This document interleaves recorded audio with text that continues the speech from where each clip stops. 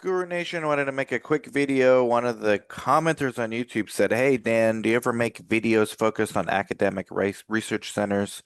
Maybe interviews. I will get some interviews lined up. There's a lot of turnover and chaos going on over there. And also from the past, it's been like few people have wanted to come on for fear of some kind of consequence of being on a podcast. But there are some people, Michelle Cohn from Mount Sinai, who's been on numerous times, and I'll get more like them on. But this person's asking, I would love to hear what you think AI is going to look like in the research subject interface for the CRCs and their nurses. For example, source docs, monitoring, etc. So this is happening. It's actually happening quickly. The workflows that we used to manually, and we still do, manually have to think about are getting automated. So if you think about, I mean, this is happening right now. Like yesterday at my site, through my startup, Patient Ace, we're connecting and we're allowing patients to auto schedule their own pre-screening appointments. And pretty soon they can schedule their own screening appointments. And pretty soon you can throw in a consent form in that workflow or a pre-consent form, pre-screening consent form in that workflow that your IRB approved. So these used to be manual processes that a human being had to actually initiate and some manager had to actually check and make sure it's going properly. And if it wasn't, there would be retraining involved, and the coordinator or the research assistant or the admin would have to be retrained on how to do the process. Now it's being done automatically. I mean, my startup, Patient Ace, is doing this. There's nothing really special about this. These are ubiquitous technologies now. And so that's changing already. We don't have to wait 10 years for that.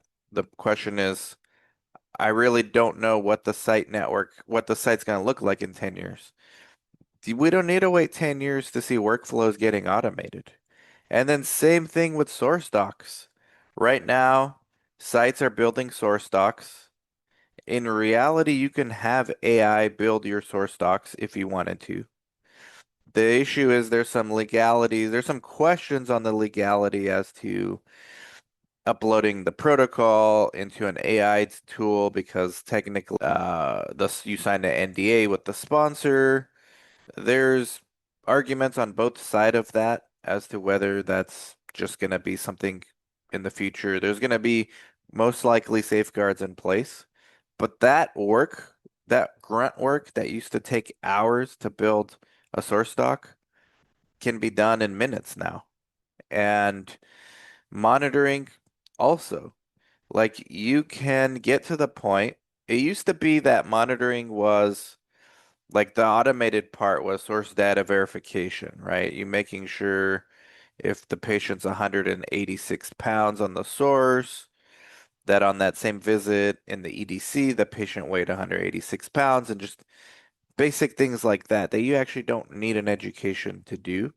That's not like high level work.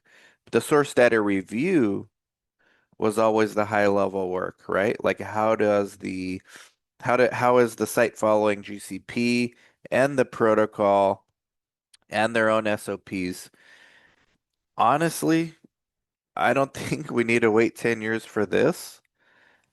The problem is a lot of sites are using paper source, but even paper source can be scanned and uploaded and compared against GCP and compared against the protocol and compared against the site SOPs. I mean, at least from a theoretical perspective, I don't know if it's not already happening in the wild, but there's no way these CROs like IQVIA and PPD and all these CROs that are trying to innovate and gain market share and stay ahead of the curve and stay relevant are not at least thinking about using these tools.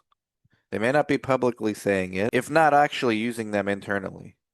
Because like 5 years ago, I would think, okay, you're always going to need a CRA because source data review. Well, I don't think you actually need a CRA for that anymore. I'm not saying they're going to go away. I think the CRA's role is going to be enhanced, just like everyone else's in every industry. I think CRAs are going to be able to do more with less. I think we're going to have less CRA burnout. So there's a lot here that is already happening that we don't have to wait 10 years for. Now they are still doing, they being the monitors, the coordinators, the sites, the CROs, the sponsors, they're still doing the things the old-fashioned way. But all it takes are a few innovative groups, and it's going to come from the biotechs because the biotechs are the ones that don't have money to waste. They have very small cash runways, and they're thinking about why would I pay the CRO when we have these tools that we can do and just hire some CRAs and then layer some tech on top of what the CRAs already do. And I think you're going to start seeing that very soon. So I'm not seeing it in the wild yet at my site. We still have traditional monitoring.